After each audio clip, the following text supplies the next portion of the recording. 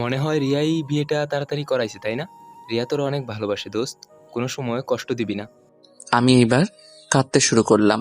কিরে, কি হয়েছে সোহান? দোস্ত, রিয়ার সাথে বিয়ে হয় নাই। মানে? ইমনকে সব খুলে বললাম। দোস্ত তুই চিন্তা করিস না, সব ঠিক হয়ে যাবে। হুম।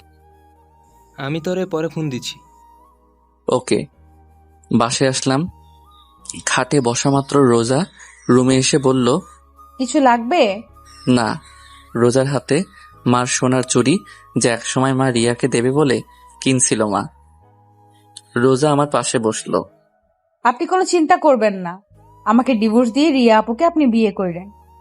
আমি হাসতে হাসতে বললাম, আমার অধিকার পাও নাই? তা কি হইছে? বাড়ির আর সবার কাছ থেকে তো নিজের অধিকার নিয়ে নিছো। মানে? মানে আর কি? যাও, বের হও রুম থেকে।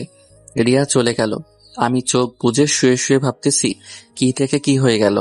আমার সাজানো জীবনটা এক নিমিষে উল্টা পাল্টা হয়ে গেল। অনেক রাগ হচ্ছে রোজার উপর। কিছুক্ষণ পর রোজা রুমে আসলো। ও হয়তো ভাবছে আমি ঘুমিয়ে পড়ছি। পাশে বসে আমার কপালে একটা চুমু দিল। আমার রাগের পরিমাণটা আরো বেড়ে গেল। আমি উঠেই রোজার গালে ঠাস ঠাস। তোর সাহস কি করে হলো এইটা করার? রোজা ভয় পেয়ে আমার থেকে একটু দূরে সরে দাঁড়িয়ে বোবা কান্না করতেছে। ফর্সা গালে আমার আঙুলের ছাপ স্পষ্ট দেখা যাচ্ছে। তোরে বলছি না আমার থেকে দূরে দূরে থাকবি? রোজা কোনো কথা বলতেছে না, চুপচাপ কান্না করতেছে।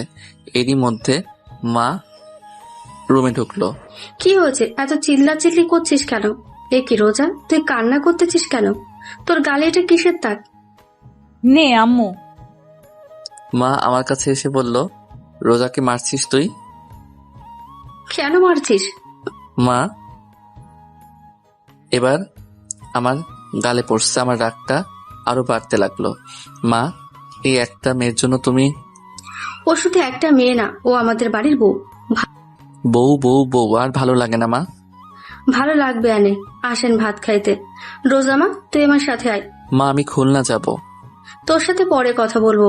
আর রোজার গায়ে ফার্দার হাত দিছিস তো আমার চাইতে খারাপ আর কেউ হবে না। মা রোজাকে নিয়ে চলে গেল। আর আমি ভাবতেছি কি করা যায়। রিয়াকে ফোন দিলাম কিন্তু ওর ফোন বন্ধ। এত টেনশন আমি আর নিতে পারতেছি না, পুরা মাথাটা ঘুরছে। আমি নিচে ঠাস করে পড়ে গেলাম। আর কিছুই মনে নেই। চোখ মেলে দেখি রোজা আমার পাশে বসে আমার হাত ধরে কান্না করতেছে। বাড়ির সবাই খাটের আশেপাশে দাঁড়িয়ে আছে। আপু ভাত নিয়ে আসলো। একে একে সবাই বের হয়ে গেল। এখন রুমে আমি, মা আর রোজা। রোজা আমার সামনে ভাত তরকারি পানি রাখতে লাগলো। হাত ধুইতে যাব, তখন দেখি হাত নাড়াতে পারছি না। মনে হয় পড়ে যাওয়ার সময় ব্যথা পাইছি। মা ভাত খাওয়াই দাও। কেন, হাতে কি হয়েছে? এমনি ব্যথা করতেছে ডান হাতে। ঠিক আছে। মা ভাত মাখাতে লাগলো। এরই মধ্যে চাচি আপু মাকে ডাকতেছে। কি? তোমাদের দাদা ডাকতেছে। খাওয়ানো শেষ হলে আইতাছি, তুই যা। চাচি তুমিও না? তোমার পোলার এখন বউ আছে, আর বউ থাকতে তুমি ওরে খাওয়াইয়া দাও। মা কিছু একটা ভেবে রোজাকে বলল, নে ভাতটা খাওয়াই দে, তারপর ওষুধ খাওয়াই দিস। মা। চুপচাপ খা, না হলে না খাইয়া থাক। মা চলে গেল। অনিচ্ছা থাকা সত্ত্বেও রোজার হাতে ভাত খেতে হলো। তারপর রিয়াকে ফোন দিলাম কিন্তু বরাবরের মতো ফোন বন্ধ। রাতে আমি আগে থেকে রুমে শুয়েছিলাম। রোজা এসে আমার পাশে শুয়ে পড়ল। আমি একটু নর্মাল ভাবে জিজ্ঞাসা করলাম, তোমার অতীত সম্পর্কে বললা না? রোজা আমার দিকে ফিরল। ওর চোখের পানি গাল বেয়ে পড়তেছে। খালি কান্না করে মেয়েটা। খুব মায়া হলো ওর প্রতি। নিজের অজান্তে আমার হাত দিয়ে ওর চোখের পানি মুছে দিলাম। ও করুণ চোখে আমার দিকে চেয়ে আছে। আমি একটু হেসে বললাম, তোমার অতীতটা কি আমি জানতে চাই? কিভাবে তুমি এতিমখানা থেকে ওদের কাছে গেলে? আমার যখন 2 বছর বয়স তখন আমার বাবা মারা যায়। আমার মামারা মার অন্য জায়গায় বিয়ে ঠিক করে, কিন্তু মার সাথে যার বিয়ে ঠিক হয় সে আমাকে মেনে নিবে না। তাই মা এক প্রকার বাধ্য হয়ে আমাকে এতিমখানায় রেখে আসে। এইসব কথা আমাকে এতিমখানায় যে খালা রান্না করতো সে বলছে। বুঝলাম। তা তুমি ওই লোকদের কাছে কিভাবে গেলে? এতিমখানার মালিক মারা যাওয়ার পর কিছু বড় বড় নেতার চোখ পড়ে এতিমখানাটায়। এখানে নাকি মার্কেট হবে। এতিমখানায় যত লোক ছিল তাদের মধ্যে শুধু আমিই বড় ছিলাম, আর সবাই ছোট ছোট।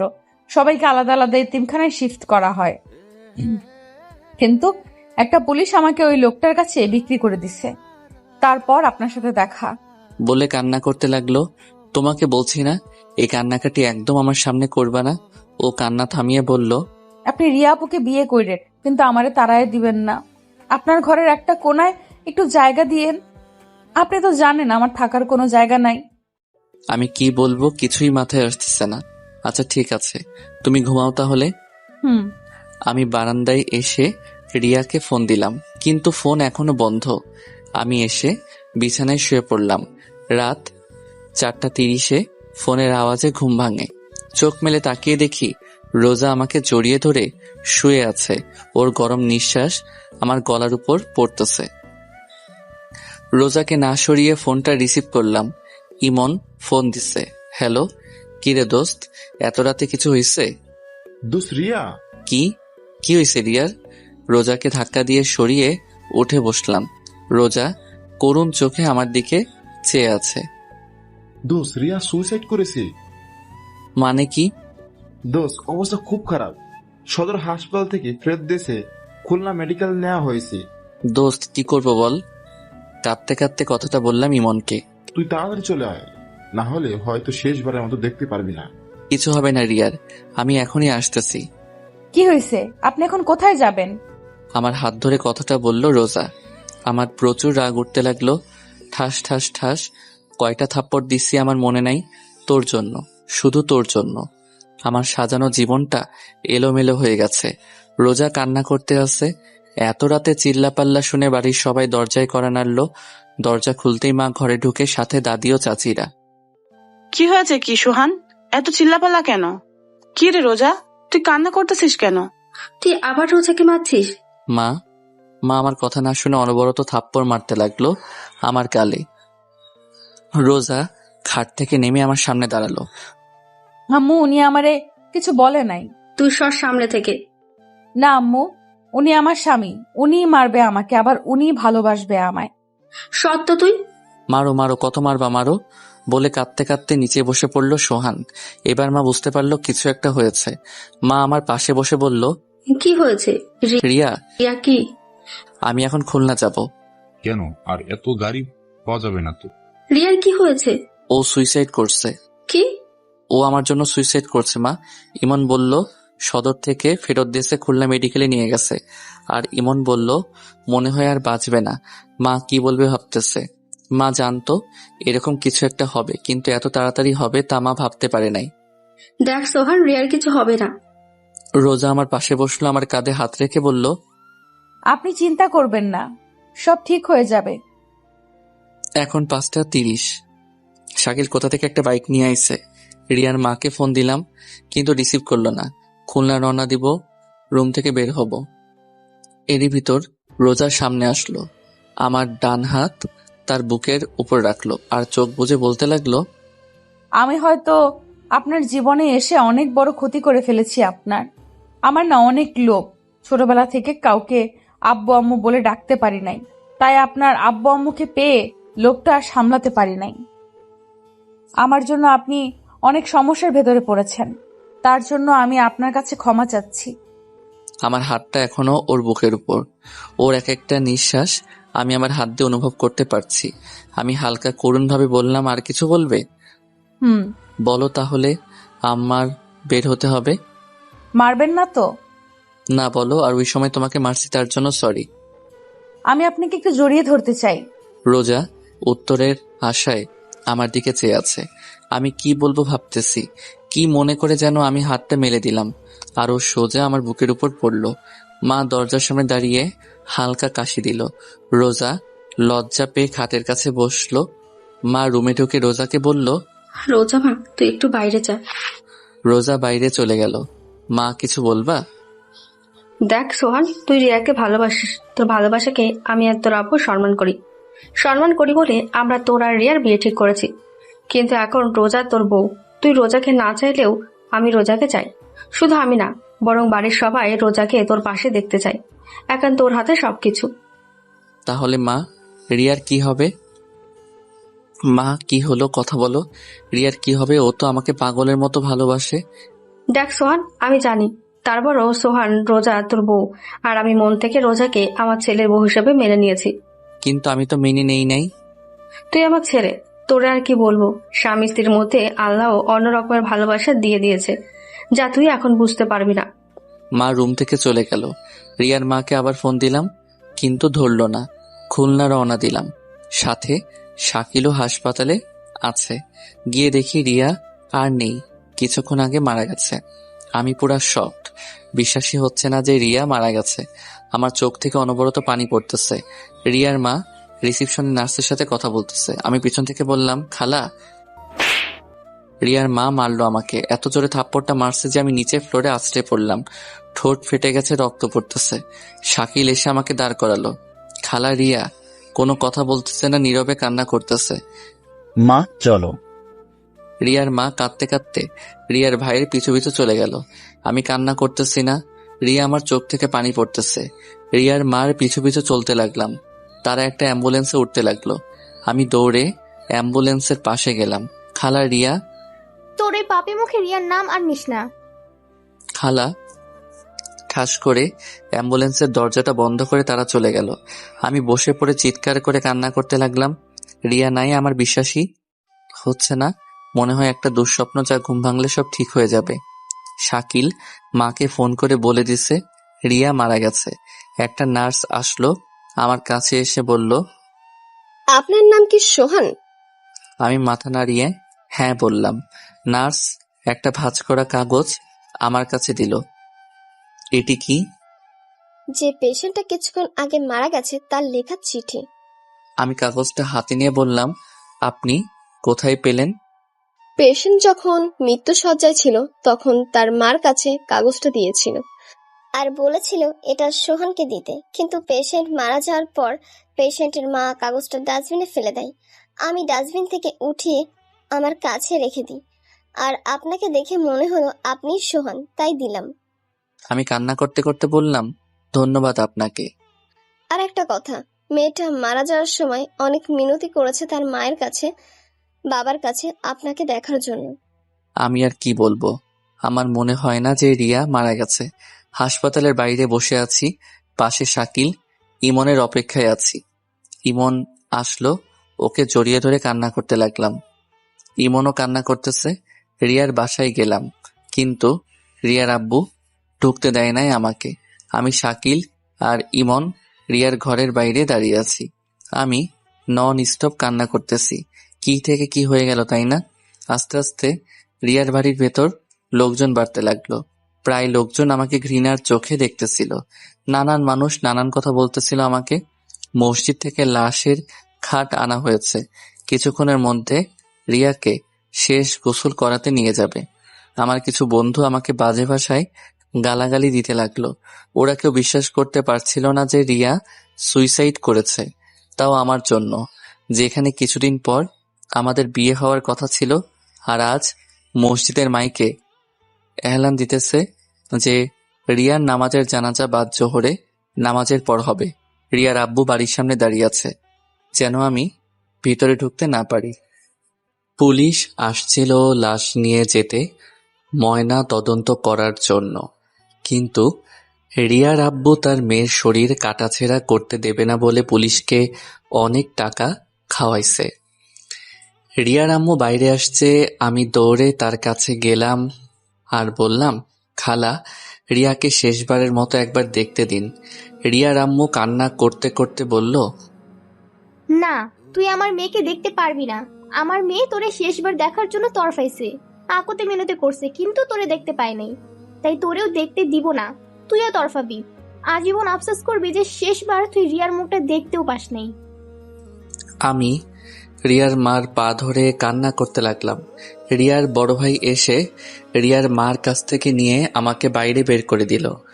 ওদের বাসার মধ্যে কান্নার রোল পড়ে গেছে। ঘর থেকে রিয়ার লাশ বাইরে বের করা হচ্ছে, শেষ গোসল করাতে নিয়ে যাচ্ছে। আর দেখতে পাবো না রিয়াকে। ভালোবাসি বলবে না আমায়। পরীক্ষা দিয়ে আইসে রিয়ার কিছু বান্ধবী, ওরাও আমাকে অনেক আজে বাজে কথা শোনাইয়া গেল। আমি কোনো কথাই বলতেছি না, সবকিছু অন্ধকার অন্ধকার লাগতেছে আমার কাছে। মসজিদের মাইকে আবার এলান দিল জানাজার বিষয়। আমার মা আর রোজা আইসে রিয়ার বাসায় আমার সামনে থেকে বাসার ভিতর ঢুকলো। আমি বাইরে দাঁড়িয়ে দেখতেছি। রোজা আমার কাছে আসতে চাইছিল, কিন্তু মা ওকে হাত ধরে বাসার মধ্যে নিয়ে গেল। কিছুক্ষণ পর মা বের হলো, ভেজা ভেজা চোখে আমায় বলল, বাসায় চলো। আমি চুপচাপ কোনো কথা বলতেছি না, শুধুমাত্র চোখ থেকে পানি পড়তেছে। রোজার পাশে যে বললাম, আল্লাহ যা করেন ভালোর জন্যই করে, তাই না? শুধুমাত্র তোমার ভালোই দেখলো তোমার আল্লাহ, আর কারো ভালো দেখলো না। রোজা কোনো কিছু না বলেই কান্না করতে লাগলো। মা আবার বলল, বাসায় চল। মা, রিয়াকে একবার দেখব। ওর মা আমারে দেখতে দেয় নাই। আর কাউকে দেখতে দিবে না, আর মেয়েদের লাশ আপন লোক ছাড়া পরপুরুষকে দেখতে দেয় না। আমি আর কোনো কথা বললাম না, কারণ এইসব নিয়ম কানুন আমি জানি। আমার বুক ফেটে কান্না আসতেছে। রিয়াকে শেষবার দেখতে পারবো না। মার সাথে আমাদের বাসায় আসলাম। কিছুক্ষণ বাসায় বসে ওযু করে নামাজে গেলাম। নামাজ শেষে মসজিদের বাইরে এসে দাঁড়ালাম জানাজার জন্য। মসজিদের বাইরে আগে থেকেই রিয়ার লাশ রাখা ছিল। একে একে 3 কাতারে জানাজার নামাজ শুরু হলো। জানাজা শেষে দাফন করার পর আর বাসায় যাইনি। সারাটা দিন ইমনের সাথে ছিলাম। রাত 1টার সময় বাসায় আসলাম। ডুপ্লিকেট চাবি দিয়ে ঘরে ঢোকার সাথে সাথেই দেখলাম সবাই হল রুমে বসে আছে। আমি কোনো কথা না বলে সোজা আমার রুমে আসতে যাব, তখনই মা বলল, ভাত খাবি না? না, খিদা নাই বলে রুমে চলে আসলাম। শুয়ে শুয়ে ভাবতেছি, রিয়ার মৃত্যুর জন্য কাকে দোষ দিব? আমাকে, রোজাকে, মাকে, নাকি রিয়া নিজেই দায়ী? রিয়া আমাকে একবারও বোঝার চেষ্টা করলো না। আজ অনেক একা একা লাগতেছে নিজেকে। এরকম একটা দিন আসবে কোনোদিনও কল্পনাও করতে পারি নাই।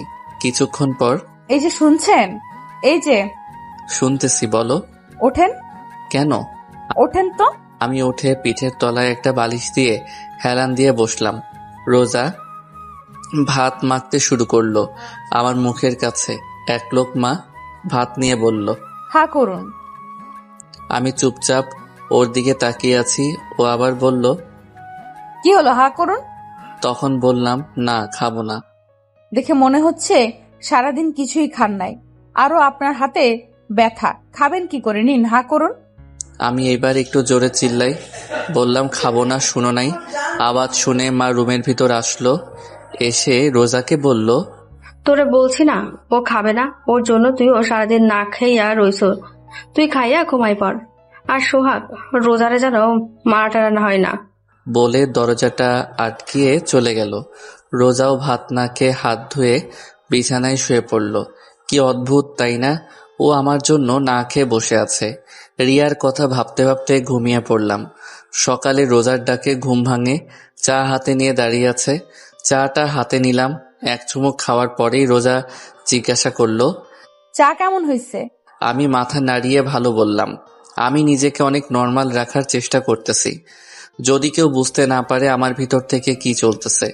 মানুষের ভালো করতে যেয়ে নিজের আপন মানুষকেই হারালাম, আর রোজা পেল আপন মানুষ। আমার কাছে মনে হয় এই রোজার জন্য সবকিছু হয়েছে। না ওর সাথে আমার দেখা হতো, না ওর জন্য আজ এই দিন দেখতে হতো। রোজা, রোজা, রোজা, কি করবো ওকে? আমার মাথায় কাজ করতেছে না। ফ্রেশ হয়ে নাস্তা না করে বাসা থেকে বের হতে যাব, এর মধ্যে রোজা আমার সামনে এসে দাঁড়ালো আর বলল, কোথায় যান? নাস্তা করবেন না? না। ও আমার হাত ধরে নাস্তার টেবিলে নিয়ে যেতে লাগলো। আমার এত পরিমাণ রাগ হলো যে ওর গালে ঠাস ঠাস করে 2টা থাপ্পড় দিয়ে দিলাম। রোজা আমার হাত ছেড়ে দিয়ে ছলছল চোখে আমার দিকে চেয়ে আছে। তুই এই বাড়ির বউ, আমার বউ না? এই কথাটা সবসময় মনে থাকে যেন।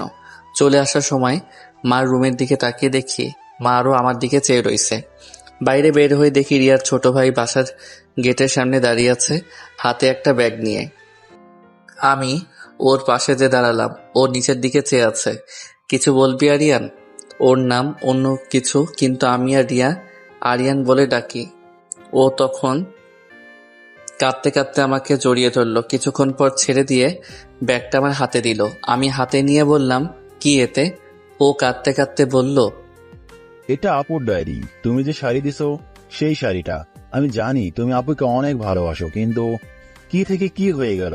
আমি জানি তুমি অন্যায় কিছু করনি, কারণ তুমি আপুকে অনেক ভালোবাসতা। চাইছিলাম ডায়েরিটা আমার কাছে রেখে দেবো, কিন্তু ডায়েরির প্রথম পাতায় লেখা, এই ডায়েরির শুধুমাত্র তোমার ধরা ছোঁয়া পড়ার অধিকার আছে, তাই তোমার কাছে এই দিতে আসলাম। কি বলবো, আমার মাথায় কিছুই আসতেছে না। আমি ওকে জড়িয়ে ধরে কান্না করতে লাগলাম আর বলতে লাগলাম, তুই আমারে মাফ করে দিস, আজ আমার জন্য তোর বোন। তুমি কোনো কিছু করো নাই, আমি জানি। বলে দৌড়াতে দৌড়াতে চলে গেল আরিয়ান। পিছন থেকে অনেক ডাক দিছিলাম, কিন্তু ফিরল না। ব্যাগটা হাতে নিয়ে ইমনের বাসায় গেলাম। যে দেখি ও এখন ঘুমে। ডাক দেওয়ার সাথে সাথে উঠে বসলো আর হাসি মুখে বলল,